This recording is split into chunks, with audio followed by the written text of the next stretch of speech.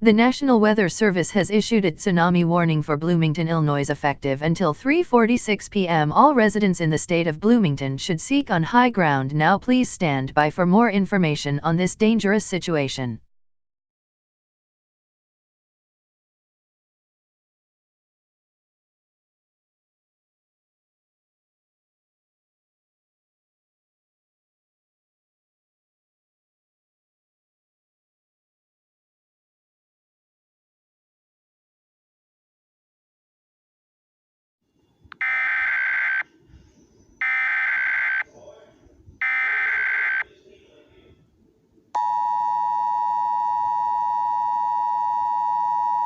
An administrative message has been issued at the request of the National Weather Service that tsunami has stopped. You can exit your shelters now.